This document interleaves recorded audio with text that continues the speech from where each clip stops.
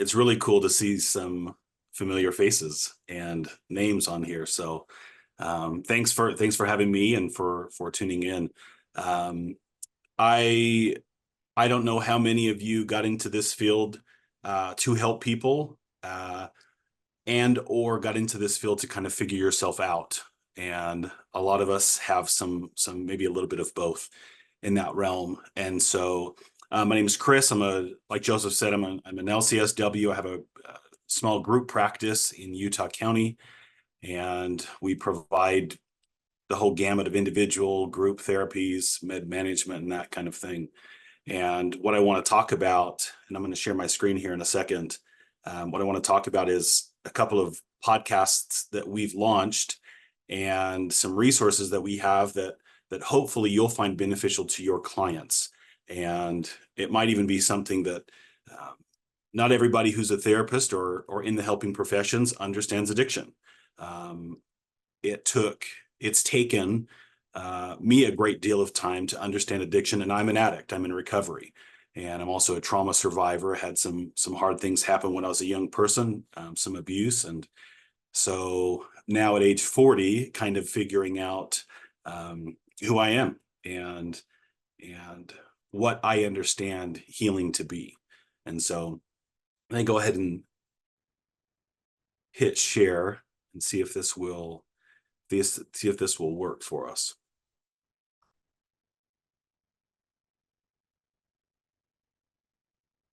Just kind of cruise through this part of it. Joseph, interrupt me if that's not working. Looks great. I'll just kind of talk a little bit about the nonprofit.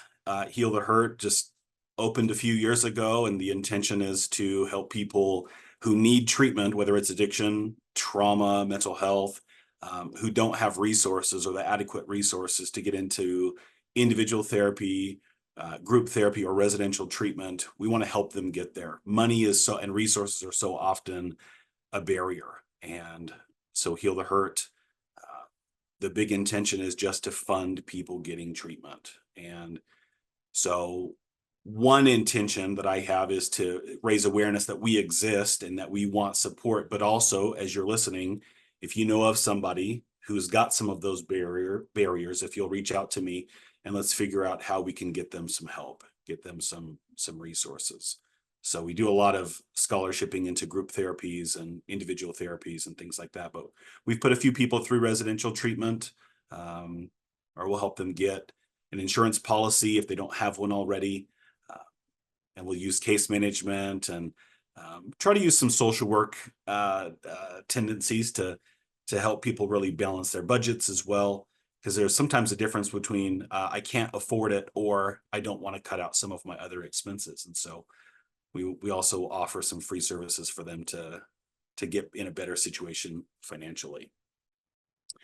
And then one other thing at the very bottom of this screen, something I love is every year in the winter, we'll do what's called the Share the Love event. And we raise donations or accept donations of coats, sleeping bags, socks, nutrition items, and things that way. And we'll go to Salt Lake and hand out those things and connect with the people that are hanging out up there who don't have shelter. And this last year, we started handing out resources as well. So it's not just let's go give them the supplies, but let's help connect them with some resources we think they'd actually utilize so that we can not see them again next year is kind of the idea, that they'd be in other circumstances in their life. I won't talk a ton about this, but just more about Hobble Creek Behavioral Health. It's our group practice down here. Our big focus is trauma and addiction, and all of our staff are trained in some level of EMDR, art, brain spotting. We do offer EEG biofeedback or neurofeedback, ketamine assisted therapy, DBT, and things that way. And we're in network with almost everybody. I'll show a clip. I'll probably try to get through these slides and then show a clip from this particular podcast and make sure that anybody who feels like they're going to use this for their clients or for themselves, or if you'd like to come tell your story, we're always looking for guests to come and be on the podcast. Some people are terrified of their story or terrified of the spotlight, and I usually tell my staff, like, you're gonna be on it. It's part of the job description, and some of them fight me on it and push back, and so I'll get them. I'll get them eventually. But the Heal the Hurt podcast was started a few years ago during the COVID uh, desocialization, and the intention was to have people share their story of the hell that they've walked through and how they got out of it and what they do to stay out. So that healing, um, how they keep hope. And there have been some people in the past where they're in the thick of it, and there's some dark things going on. There's some scary things going on. But the primary intention is to have people talk about, this is where I'm at now. This is how I've healed, or these are the things that I do on a regular basis so that I can be well. And it's a really cool opportunity for people to share their experience, and uh, giving kind of a platform for talking about that healing, rather than just war stories and talking about the horror and the trauma. We touch on that. We talk a little bit about that, but the main emphasis is on getting better, and finding purpose in that pain. So those links right there, just where you can find us. There's another podcast on Spotify called Heal the Hurt with, I think, somebody called Kenny Weiss. So that's not us, but that's where you can find that. And then a more recent podcast that we've started is the Do Your Dailies podcast. And I I was trained in an addiction treatment center that was very heavily 12-step based. And uh, I grew to love that concept. I grew to love the 12 steps of AA, and applying that to whether it's alcoholism, any other substance use disorder or addiction, impulsivity, um, and found ways to really connect parallels with the 12-step principles to other areas of life and mental health treatment, recovering from trauma, relationship issues, and devastation, betrayal traumas, and those kinds of things. And over the years, I heard people say to me, colleagues, clients, I really just don't like the 12 steps, or I really just don't get it. It's really not for me. I can see its value for other people. And earlier in my career, I kind of would not understand that, because I found it so helpful to me. And while still understanding that it's not for everybody, two other gentlemen and myself have set out to read through the big book and talk about its concepts, define some of the things that are in there, dissect some of the principles, and maybe even not redefine, but clarify the definitions that are in that book and within the 12 steps. And so we're on, I believe we've released episode 7. We're recording episode 16 today, and let me see if I can't. I don't know how to be able to see everybody, but so I won't do like a show of hands kind of a thing, but um, there are a couple of guys that know the big book a whole lot better than I do, and so I kind of act as the host, as though I'm the newcomer, and have them walk me through the big book. And I think we're on about page 28. And so if you've ever read the big book of AA, we're nowhere near even scratching the surface. This is going to be a project that's probably going to be 100 or 150 episodes. And my hope is that any of you clinicians or case managers or people in this realm, when you're wondering what you're going to do for your clients, what homework assignment can you give them?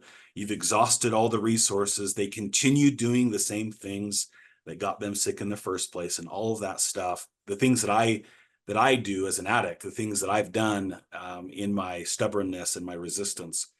Uh, my hope is that they'll listen to this, that they'll connect with something that myself or the other guys, or Joe and Dave, something that one of those guys that we say, as we share some of our personal experiences, not only the pain that's come and kind of the stubbornness and the struggle that we've had, but more importantly, the healing.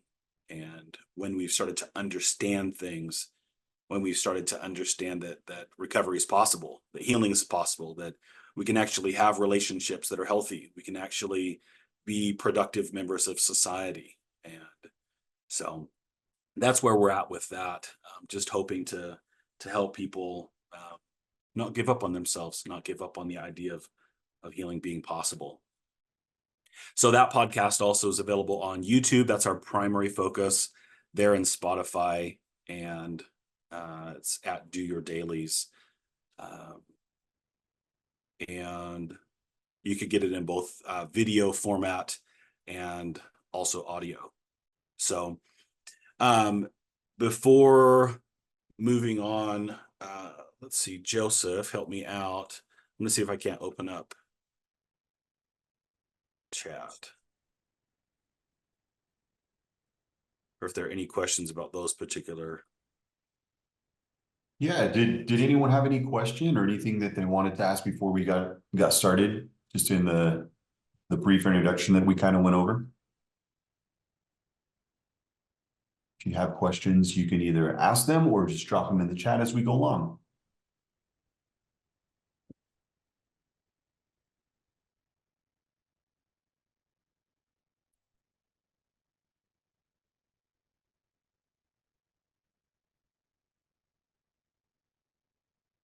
Okay, I'm going to pull these up. Just kind of give you an idea. That a mighty purpose and rhythm underlay all. How could there be so much of precise and immutable law and no intelligence? I simply had to believe in a spirit of the universe, but who knew neither time nor limitation. But that's as far as I had gone. With ministers and the world's religions, I parted right there. When they talked of God, a God, personal to me, who was love, superhuman strength and direction, I became irritated and my mind snapped shut against such a theory. I'm going to stop right there and say he has now developed a very hard-wired prejudice against this stuff. He stopped there. Why? In my opinion, and this is just from study, that it was, he couldn't even imagine a God personal to me. That just, because if I don't understand it, I don't want to dive into that. Yeah, I'm just going to put you at bay and just stop right there. On one hand, he says, yeah, precise and immutable law, there's got to be some, but now you're saying it's relative to me and my life and the details. Are you suggesting that God is in the details of my life? Oof. If I don't understand that, I'm going to put you at arm's length. Yeah. And so I think it's important that we reiterate. I've got it underlined in my book. My mind snaps shut. Now he'll come back to this. He'll come back to this condition in his mind many times as we read on. But at least what I want to acknowledge, that Bill Wilson was authentic and he's true. He's telling us the truth right there. Here was the situation that my mind was not just closed. It was shut. It went force. Right. So that means the force that snapped it shut, there's got to be some force significantly to open it. I pondered that quite a bit. Why did he put that in there? That it snapped shut. What does that conjure up in our mind? Well, for me, the way that I see it in my mind is that he has reason, and that reason is so powerful that he doesn't have the ability to be flexible to look at it because of the experience that he's had, maybe even the trauma that he's had. That it's just it's an automatic reaction that just shuts it. So he's being honest enough to confess the reality of the experience that he's having with his ego and the ability of being open-minded, saying, no, can't go there.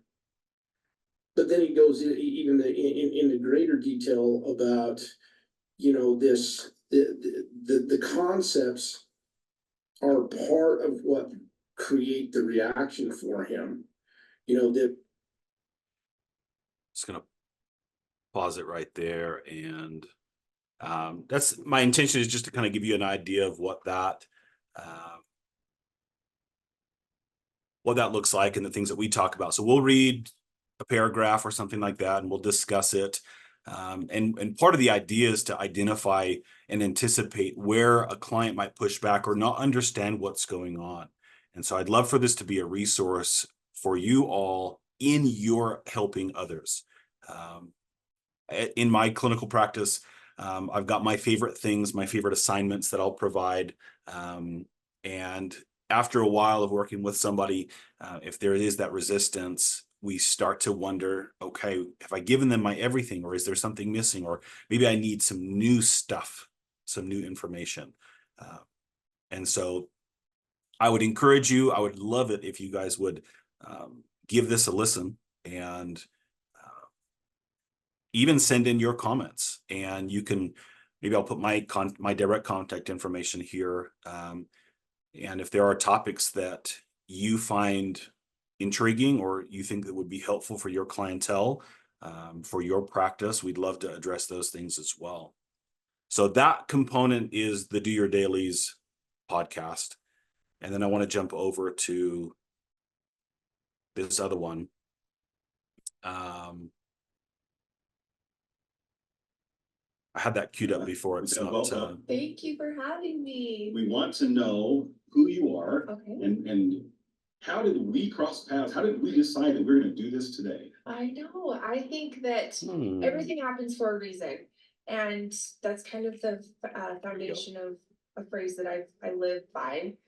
Faith that we, and the path that we're on, and the journey that we're on, the people we come in contact with, and who we lose contact with, or how we ebb and flow through life, is just everything happens for a reason. So I think that's what brought us here today, was purpose and connection. I am a wife. I just celebrated our 14th anniversary. Congratulations. Thank you. I have 4 children, and they're my best friends, almost 13, almost 12, 8 and 5. Wow. And I'm currently studying in the BSW program at the Bachelor's of Social Work at UVU.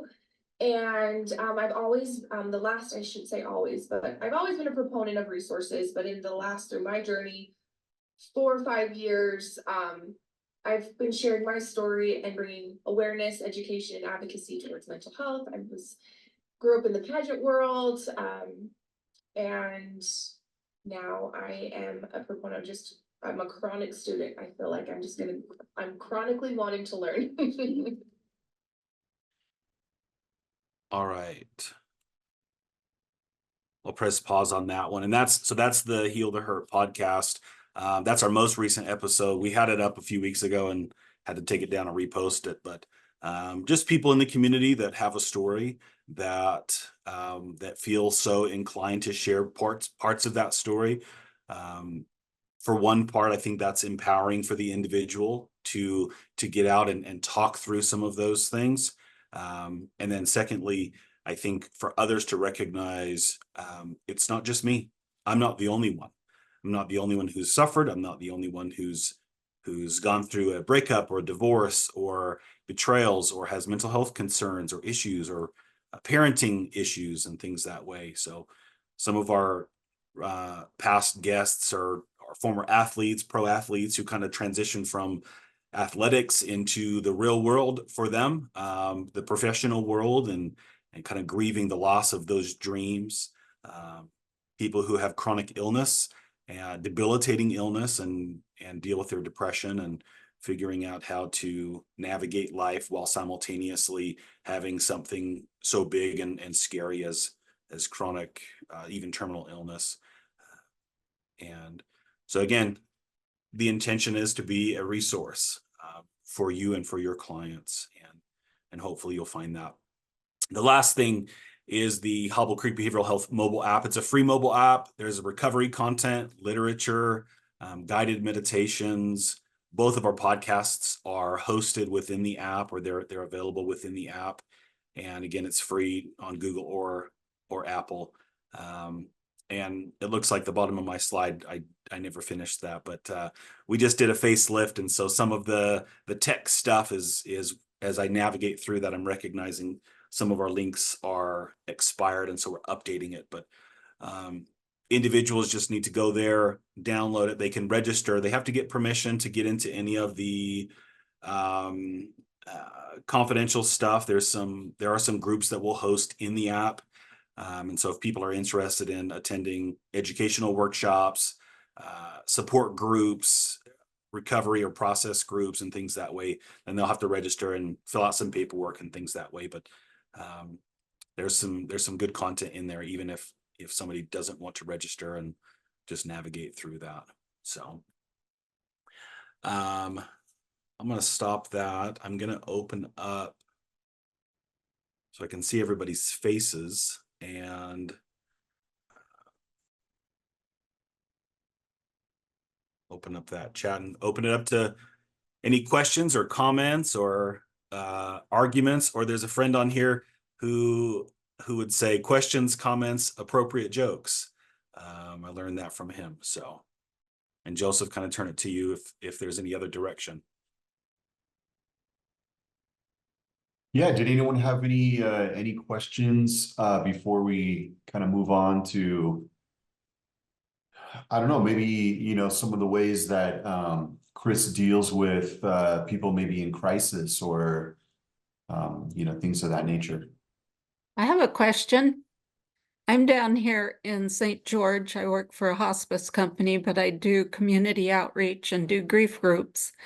So, is there anything similar to what you do, Chris, down here? I know SwitchPoint, but some people don't like SwitchPoint that could use those resources. I don't know why, but anyway, anything like what you're doing down here? As far as in person, not that I know of. I certainly I know a few therapists that are down that way that I refer to quite often for in person. But here in Utah County, we know it's quite a drive for somebody to come up our way, and so we do most of our stuff remotely, and we'll access whatever corner of the state we can. Just by way of information, we have therapists who are dually licensed in Arizona as well, and so they'll do a little bit of work with people over that way. But we do offer a grief support group, and we've had this both for adults and adolescents in the past, and we're on a little hiatus, but once summer comes, our intention is to open that up again. But again, this would be remote. It would be telehealth through either the mobile app or through our EHR. So if that's helpful, I'm glad to chat with you separately and we can brainstorm some ideas as well.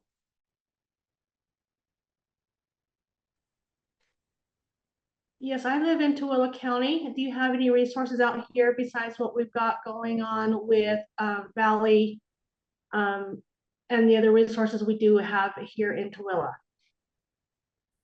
We actually, I've got a handful of individuals from out that way who are talking about driving all the way to Spanish Fork for therapy. And so I would love to hear from you out in Tooele what's available there so that we can connect some of the people that are going to spend a lot of money in fuel to try to come our way if we can't get them mostly in either telehealth services or get them connected with those resources up there. But again, similar concept to the last question.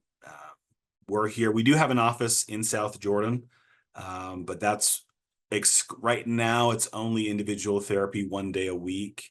And we are looking for some space up that way. And so Joseph, thank you. This is a great opportunity for me to plug. If anyone's leasing some office space, I need to chat with you because we need some space in the Draper Sandy area because we want to extend our reach a little bit further north. So, and PJ, your question before, we're gonna be in the St. George area in about a year or two. So we'll have to connect when the time is right in the near future. So, And Adriana just dropped in the chat that IHT St. George used to have a grief group. So she said maybe you check on that. There's an option there. Also, Bielsa dropped in the chat a question. She says, Chris, can you talk a little bit about how to work with families with a loved one who struggles with addiction? So how would you approach that in terms of families? I'm doing the opposite. When I talk, I kind of do the opposite of what a therapist says. I'm gonna try to swallow these emotions. I s- I s- mm. I started both of these podcasts with two of the people I love the most in this world in mind. One is my daughter. That's for the Heal the Hurt podcast, who's navigated, and like probably so many of you, doing your best to help our communities. We can be amazing at what we do, and um, sometimes we miss the things that happen in our own home, and or within the people that we love the most that are closest to us. Um, and the Do Your Dailies podcast is inspired by my best friend and his struggles with addiction over the last couple of years. And we actually had talked about doing this together and talking about men's issues and how difficult it seems to be for men to open up and talk about their pain, their suffering, their fears, insecurities, worries, and things like that. And so we also, yeah, that's a huge topic for us with both of these podcasts.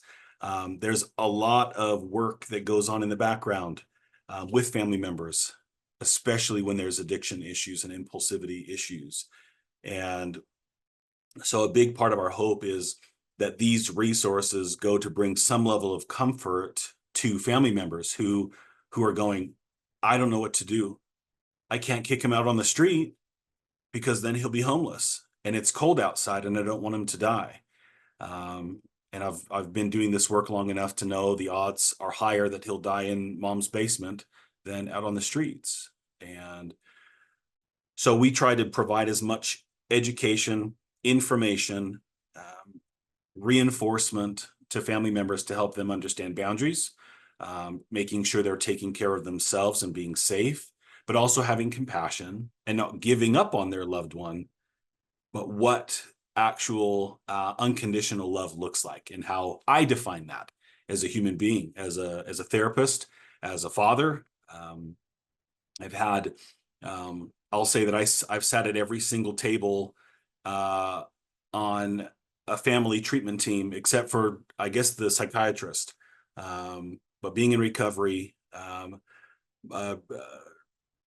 former, I don't know who's here, but um,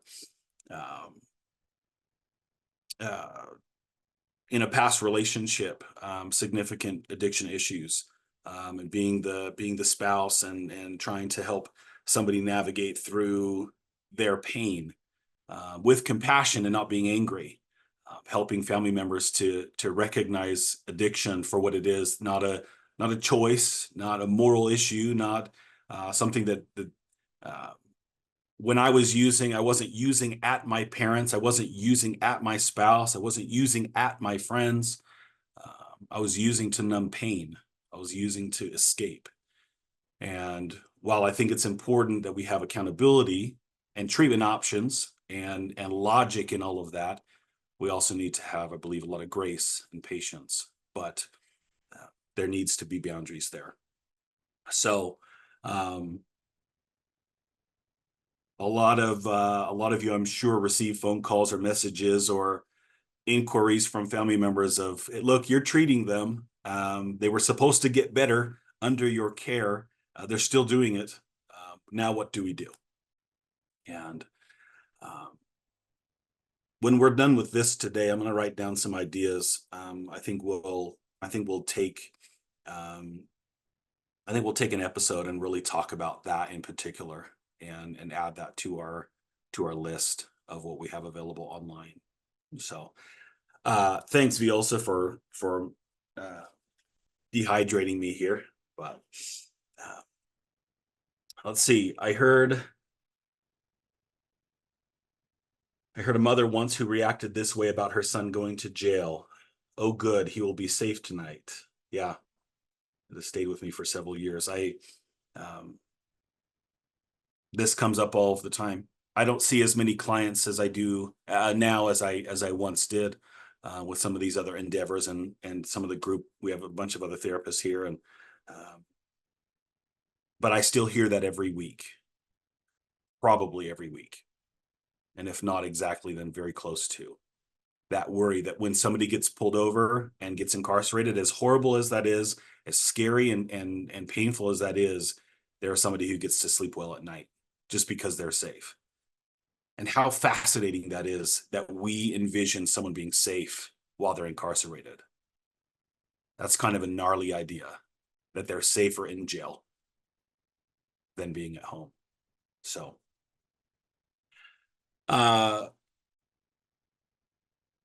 Adriana, and I really hope I pronounced your name right. When you said, could you share some treatment skills? Will you be a little more specific? And I'd be glad to.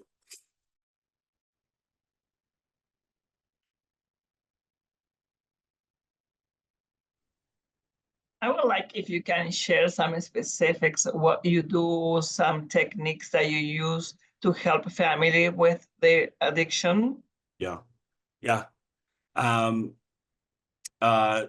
Jason Webb, I don't know if you're still listening, but I listened to Jason Webb one time talk about inviting a family member. We worked together in residential treatment, and a mom or dad would come in, and this is kind of their take, and hopefully this doesn't offend anybody. But the mom or dad who says, I don't understand why my boy is addicted. Why can't they just get through their stuff? Why can't they just handle their pain like I did? And we could spend a lot of time picking that apart, of an older generation and getting through things, by maybe sweeping it under the rug or pretending like there's no problem. And there were times where we'd invite family members to go without, whether it's something as simple as Diet Coke, cigarettes, Oreos, or their own alcohol. Because so often we judge addiction based on the kind of chemical that it is. We think meth and heroin are far worse than alcohol and nicotine and marijuana and those kinds of things. And my perspective is that a drug is a drug is a drug. I think we can get as addicted, and there's certainly going to be people who will push back, but I think we can get as addicted to behaviors as we can to chemicals. And I love Vegas. I love to gamble. It can destroy me. I'm not going to say it's the same exact thing as slamming dope into my arm, but when we're paying attention to the end result, the craving, the urgency that goes into somebody seeking, we understand something beyond just that, the chemical at hand or that's of the topic. And so when we can help a family member to recognize how difficult it is to get rid of something, to get rid of a habit, getting rid of Diet Coke, getting rid of the Oreos or whatever fast food is our preference, it gives a little minuscule eye into what an addicted brain is dealing with when we're talking to them about, well, just don't do this anymore. Just say no. And we can joke about the DARE program as much as we have time for too. But anyway, yeah, hopefully that's helpful as well. But I've invited family members to get to know themselves, their mental health, how they handle stress, what their own trauma is. And in a residential setting, it's very different than in outpatient, whether it be group and IOPs or individual therapy. And so we'll take into account how much time we might have with a family member, but there's a lot of great family resources. There are a lot of books and literature out there that can help them on their journey. And we've also invited them into treatment to participate when it's appropriate, and made referrals. I've commented recently that a lot of therapists that I know are getting burned out. And part of that is because the work is hard. It's really difficult. I think an even bigger part, and especially when there's kids or teens or young adults, the family members aren't facilitating healing. And so in a very real way, I think some of our young parents are equally clients and need our support and need our help and our direction. So I do have a list of resources. And if you want to drop your email in the chat, I can snag that. Or maybe mine's Chris. It's probably easier if you want to write my email down and you can contact me. I'm glad to send you my different resources. But it's chris@hobblecreek.org. And I'll just copy, or I'll just attach some different resources that I've gotten, send them. You're free to use those.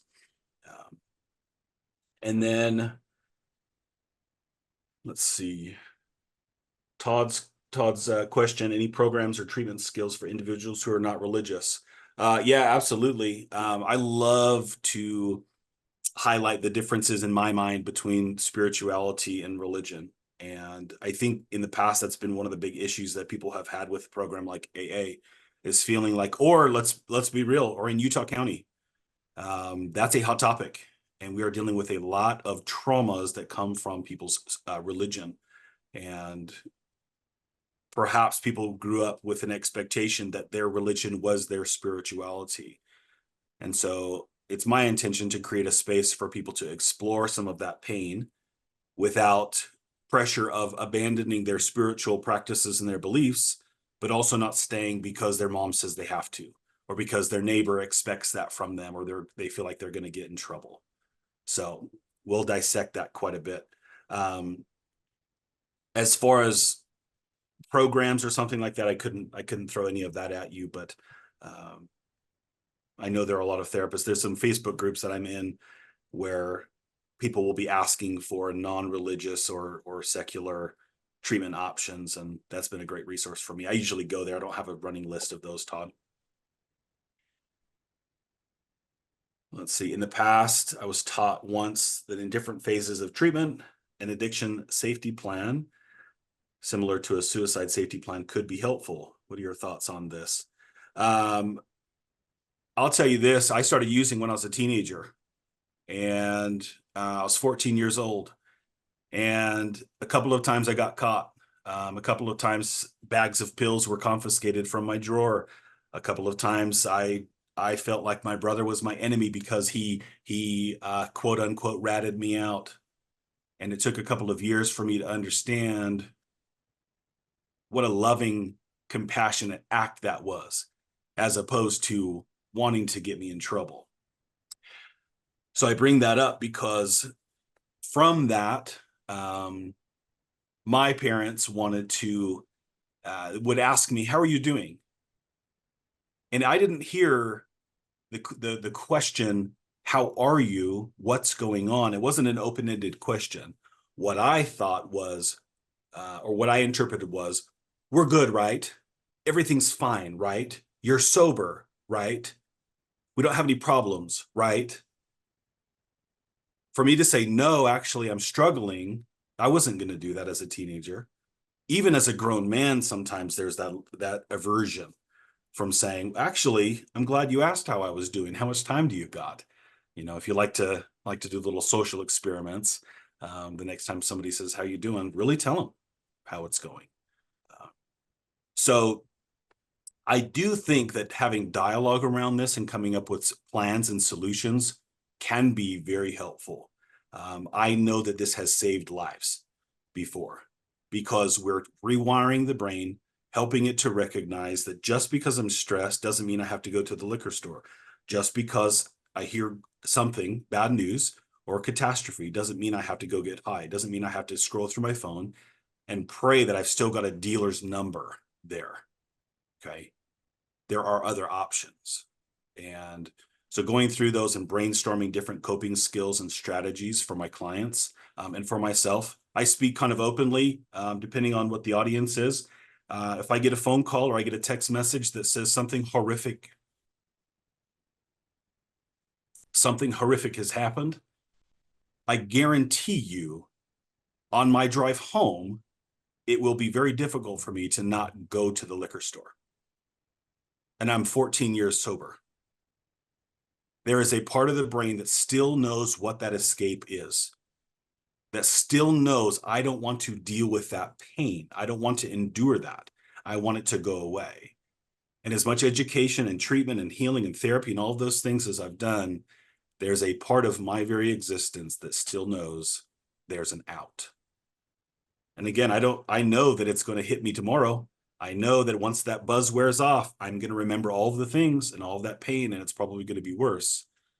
But we're talking about survival in the brain. Whether it's literal or not does not matter to the person in distress. So I will say this, it's been a minute since I shouted out Pleasure Unwoven, Dr. Kevin McCauley's documentary or little film. If you haven't seen it, please go get it. Every time I loan a copy of it, of the DVD out to a client, it never returns.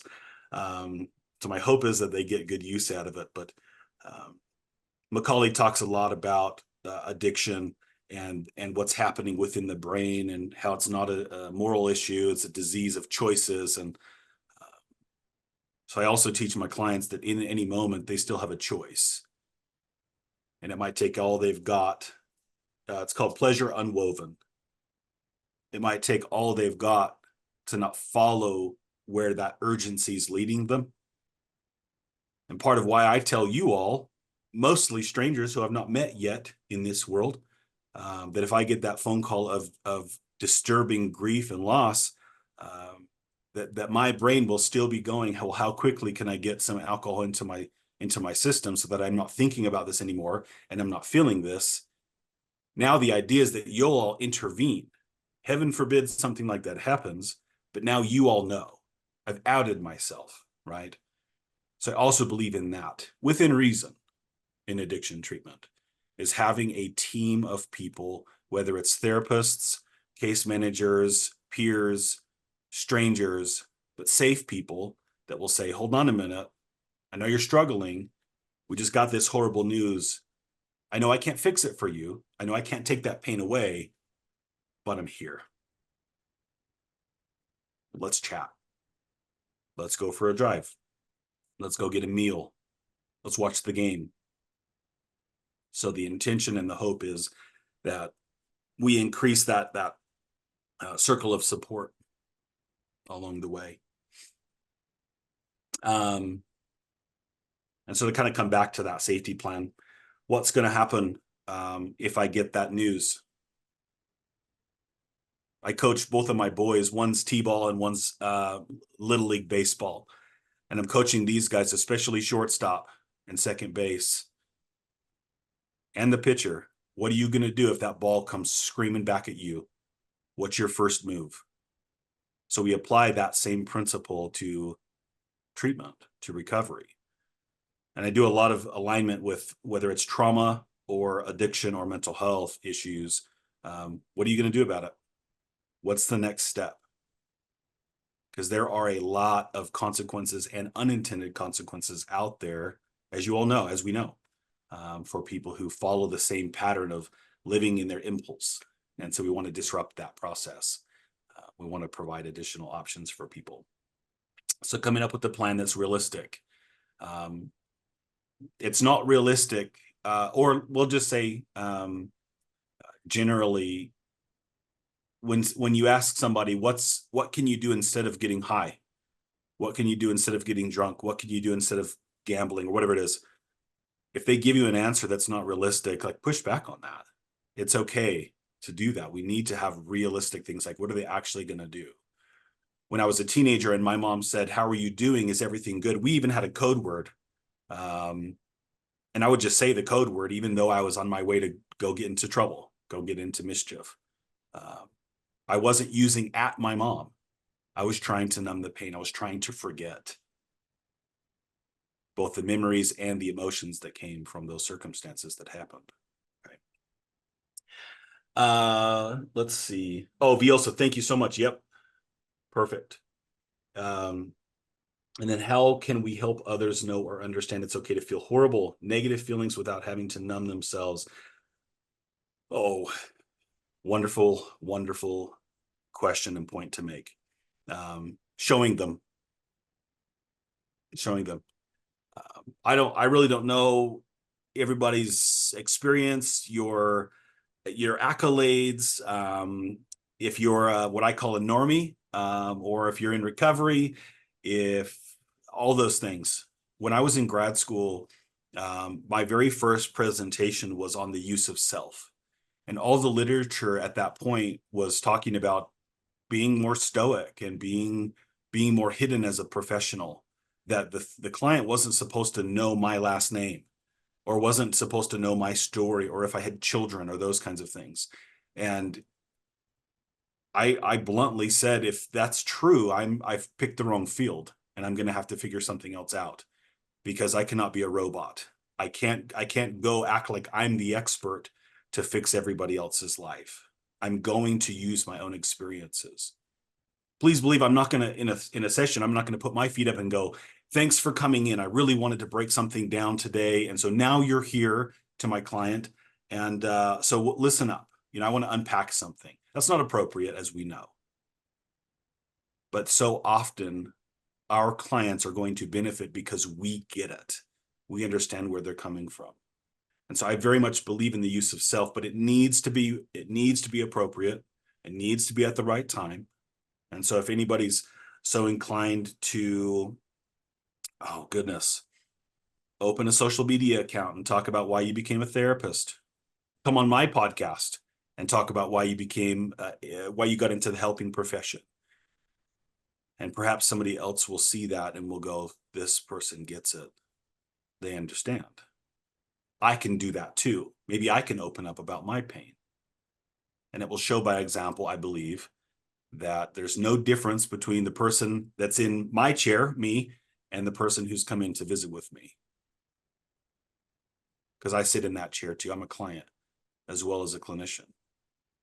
And so again, I can't emphasize enough how important our ethics are around this, but I think it's okay for our people to recognize that we're human as well. And so when a therapist is struggling, what do? I go to therapy. I go to breakfast with some very close friends of mine, and we unpack those things at Kneaders or Denny's or Cracker Barrel or something like that. So if you see us, watch out. It's gonna get wild. But I have those techniques that I use as well. And so again, I'm not telling my client in session, this is what I did today and this is how I took care of me, but we can do that subtly. I've said things before to my clients where I'll say, well, my therapist told me this, and I think this would apply to you. Let's talk about it for a minute. Just a real subtle, oh, you go to therapy too? You bet I do. Right. So we don't want to bring our problems to them, but we want to acknowledge that we have them. And this is what we're doing about it. This is how we're dealing with them. Let's see. Also, make sure you click on that link for your continuing education hour, and then self-medicate for physical pain. Ooh, I don't know if that's like a statement or a question, but wow, we do that a lot. We have pain, and I don't know about you guys, but I think the brain is so powerful. I remember, I don't get a whole lot of migraines, but every once in a while I get a really bad migraine. And I remember even probably maybe late teens actually, or early 20s, something in that realm. I had a pretty bad migraine, and whatever Tylenol, ibuprofen, whatever it was, it had barely gotten to my throat and my migraine was gone. That was not the medicine. The medicine didn't fix that. The brain did. And so even in terms of chronic pain, physical pain, nerve pain, we'll look at neurofeedback. We do quite a bit of that in the office now. And we'll get somebody set up with a practitioner and a prescriber who will consider their pain and those kind of illnesses with some mental health stuff, and helping somebody to not maybe be at a higher risk for addiction issues or something that's kind of counteracting with something else. So anyway, but as human beings, we do tend to self-medicate. Feels like there's a Starbucks and a sippin' or a swig on every corner, and fast food all over the place.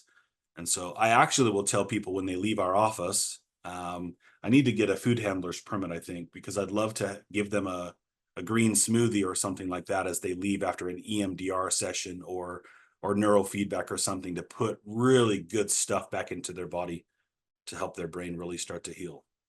Because after a tough session as a client, there's a part of me that wants to either starve myself for a day or two, or I want to drive through whatever is going to give me calories the quickest. Neither one of those is healthy. And so I'm really mindful about our clients' nutrition as well, especially as they're going through addiction or trauma work. So anyway, any last questions or thoughts?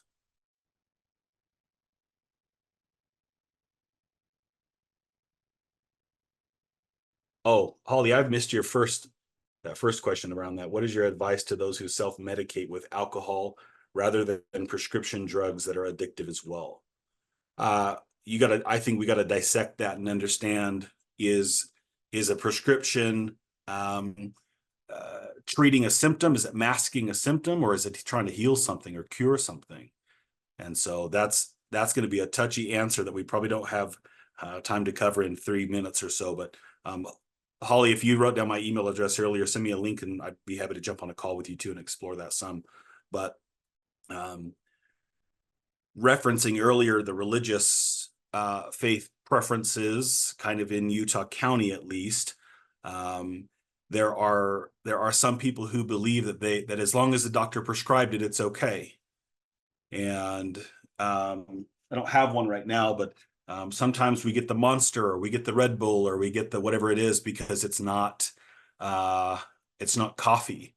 And I don't intend to intrude on anybody's religious or spiritual beliefs in that regard, but I will talk very candidly about putting the stuff that we put into our body and its harmful effects.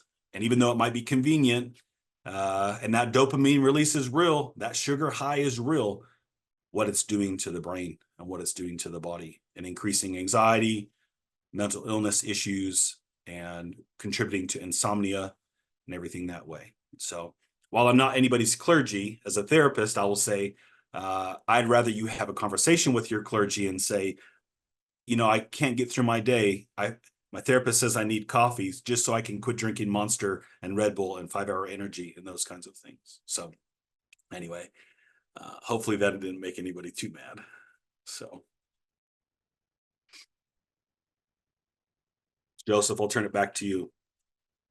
Great, thank you, Chris. Did anyone else have any other questions before we cut you loose and get back to work? This has been awesome. Again, if you have any questions for Chris, you can email him, or if you want to send your email to me, I'm happy to pass along any messages or any questions that you have for him or his projects that he's working on, his podcast, anything of that nature. I'm happy to put you in contact with him. Yeah, we're getting a lot of comments in the chat. Just a great presentation. And thank you, Chris, for sharing your story. Yeah, I echo that as well. I think it just adds one more level of, validity when we hear people talking about experiencing these things themselves. And, we listen because we know where you're coming from. And I appreciate you, sharing those, because those are, those are sensitive topics and things like that, but it definitely helps us and helps motivate us as well. For sure. Thanks everyone for being here. Appreciate you.